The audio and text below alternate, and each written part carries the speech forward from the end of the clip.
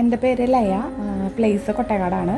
ഞാൻ വൈദ്യമന്ദിരത്തിൻ്റെ 14 ദിവസത്തെ home service പാക്കേജാണ്, പ്രസവരക്ഷ പാക്കേജാണ് ഞാൻ എടുത്തിട്ടുള്ളത്. എന്നെ കൺസൾട്ട് ചെയ്തത് ഡോക്ടർ ജിബിയാണ്. അതുപോലെ രാധിക എന്ന് പറഞ്ഞ ആൻറ്റിയാണ് എന്നെയും ബേബിനെയും കെയർ ചെയ്യാനായിട്ട് വന്നത്. എനിക്കാണെങ്കിൽ ഫസ്റ്റത്തെ എൻ്റെ ഡെലിവറി തൊട്ടിട്ടേ എനിക്ക് നല്ല രീതിക്ക് ബാക്ക് പെയിൻ ഉണ്ടായിരുന്നു. ഇതെൻ്റെ സെക്കൻഡ് ബേബിയാണ്.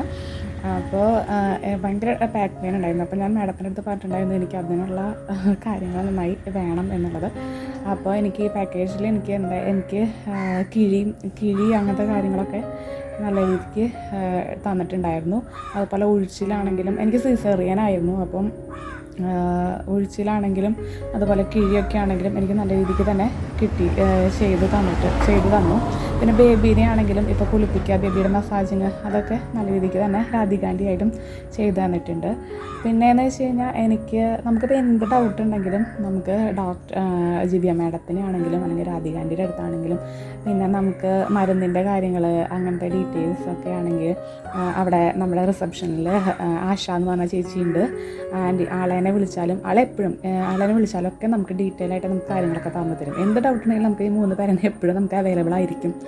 അപ്പോൾ എനിക്കതിലിപ്പോൾ ഞാൻ എൻ്റെ പ്രസവരക്ഷയുടെ മാത്രമല്ല, ഇപ്പോൾ ഇതിൽ എൻ്റെ ഫസ്റ്റത്തെ ബേബിക്ക് ഇതുപോലെ ചെറിയൊരു ഗ്യാസിൻ്റെ ബുദ്ധിമുട്ട്, അപ്പോൾ അതിൻ്റെയൊക്കെ ഡൗട്ടുകൾ ചോദിച്ചാൽ പോലും എനിക്ക് മാഡം ആയാലും പറഞ്ഞു തരും.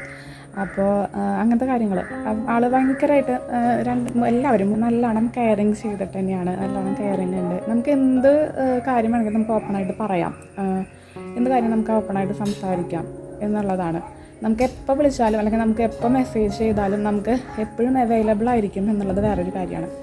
അതുകൊണ്ട് തന്നെ നമുക്ക് വെച്ച് കഴിഞ്ഞാൽ നമുക്കിപ്പോൾ പെട്ടെന്നൊരു കാര്യം ചോദിച്ചു കഴിഞ്ഞാൽ നമുക്ക് അതിൻ്റെ റിപ്ലൈ കിട്ടിയില്ലെങ്കിൽ നമുക്ക് ചിലപ്പോൾ അത് ഭയങ്കര എന്താണ് അങ്ങനെയെന്നുള്ള വിചാരം വരും. പക്ഷേ ഇതങ്ങനെയൊന്നുമില്ല. നമുക്ക് എപ്പോൾ വേണമെങ്കിലും എപ്പോൾ നൈറ്റാണെങ്കിൽ പോലും നമ്മൾ മെസ്സേജ് ഒന്ന് വിട്ട് കഴിഞ്ഞാൽ നമുക്കതിന് റിപ്ലൈ കിട്ടിയിരിക്കും.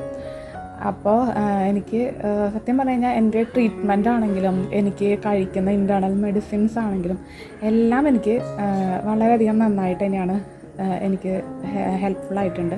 വളരെയധികം നന്നായിട്ട് തന്നെയാണ് എനിക്ക് തോന്നിയിട്ടുള്ളത്. ഒന്നും മോശം എന്ന് പറയാനായിട്ട് ഒന്നുമില്ല. അതുകൊണ്ട് ഞാൻ വളരെയധികം ഹാപ്പിയാണ്. എൻ്റെ 14 ദിവസത്തെ പാക്കേജ് കഴിഞ്ഞു. ഇപ്പം ഞാൻ ഹാപ്പിയാണ്. ബേബിയുടെ ആണെങ്കിലും കുഴപ്പമില്ല. അപ്പോൾ ഞാൻ ഹാപ്പിയാണ്. അപ്പോൾ താങ്ക് യു വൈദ്യമന്ദിരം ടീം. എല്ലാവർക്കും ഒരുപാട് നന്ദി.